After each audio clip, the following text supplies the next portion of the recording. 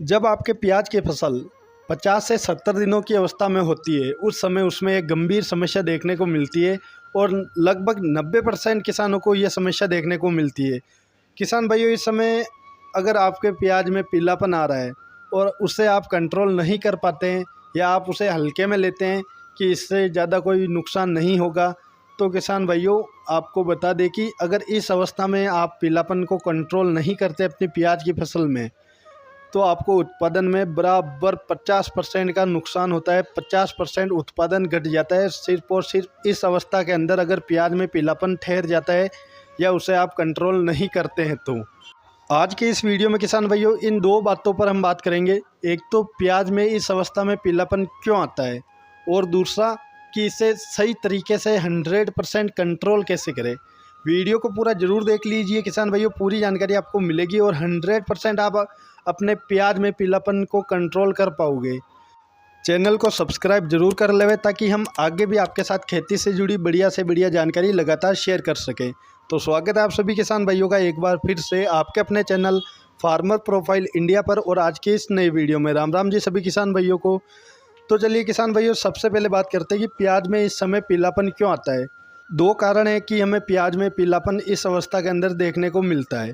पहला कारण, यदि आपकी जब प्याज की फसल 40 दिनों की होती है और उस समय आप उसमें DAP, यूरिया, पोटास और मैग्नीशियम इनकी पूर्ति नहीं करते हैं, तो आपको इस समय प्याज की फसल में पीलापन देखने को 100% मिलता है। इसलिए आपको जब आपकी प्याज की फसल 40 दिन के लगभग हो जाए, तो उस समय आपको इनकी पूर्ति करनी चाहिए। अगर उस समय आप इनकी पूर्ति नहीं कर पाए, तो अब भी आप इनकी पूर्ति ज़रूर करें ताकि इस समस्या से आपको छुटकारा मिल जाए। बात करते हैं किसान भाइयों अब दूसरे कारण की। अगर आपने इन चीज़ों की पूर्ति अपनी फसल के अंदर कर रखी है, फिर भी आपको अपनी फसल के अंदर पीलापन नज़र आ रहा है, तो किसान भाइयों 100% उसमें भयंकर रूप से थ्रिप्स का अटैक है। आप चेक कर लीजिए, आपको थ्रिप्स का अटैक मिल जाएगा, वो भी बहुत ही ज़्यादा। तो उसके लिए किसान भाइयों आपको उपयोग में लेना है, मैं सिर्फ यहाँ पर टेक्निकल नाम बता रहा हूँ, आप प्रोडक्ट किसी भी कंपनी का ले सकते हैं। आपको वो प्रोडक्ट लेना है जिसके अंदर फिप्रोनिल 40% प्लस इमीडा 40% जो कि WG फॉर्म में आता है। इस प्रोडक्ट का आपको उपयोग करना है। जो दोनों टेक्निकल है वो दोनों कॉम्बिनेशन में होने चाहिए एक ही प्रोडक्ट के अंदर। कंपनी चाहे कोई सी भी हो, टेक्निकल उसके अंदर यही होना चाहिए। इसका उपयोग आपको इस समय ज़रूर करना है अपनी प्याज की फसल में, और इसका उपयोग आपको करना है थ्रिप्स के लिए। डोज की अगर मैं बात करूं किसान भाइयों, तो 10 ग्राम 15 लीटर पानी के अंदर आपको इसकी डोज लेनी है। इसके साथ ही आपको फंगिसाइड में लेना है एजोक्सिस्ट्रोबिन 11% प्लस टेबुकोनाजोल 18% जो कि SC फॉर्म में आता है। इन दो टेक्निकल के कॉम्बिनेशन वाला प्रोडक्ट आपको लेना है। और डोज की अगर मैं बात करूं तो किसान भाइयों 25 ml 15 लीटर के पंप में मिलाकर आपको इसका स्प्रे करना है।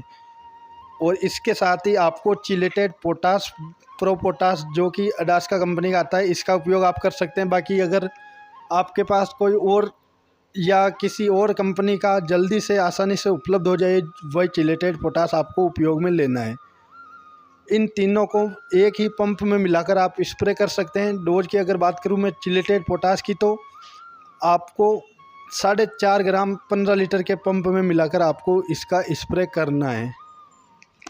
अब इसका जो काम है किसान भाइयों वो ये है कि जो आपके खेत में जो पीलापन हो रहा है, ये जो बढ़ रहा है, ये उसे वहीं के वहीं जाम कर देता है।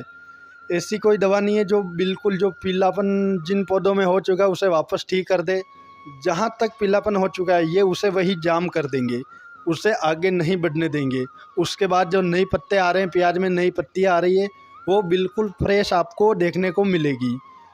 तो अगर आपके खेत में पीलापन की समस्या है तो आप इनका उपयोग ज़रूर करें। वीडियो से जुड़ा किसी भी प्रकार का कोई भी सवाल आपके मन में है तो आप कमेंट करके पूछ सकते हैं।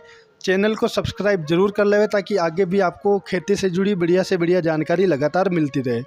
तो मिलते हैं किसी नए वीडियो में नई जानकारी के साथ। तब तक के लिए सभी किसान भाइयों को जय जवान जय किसान और धन्यवाद।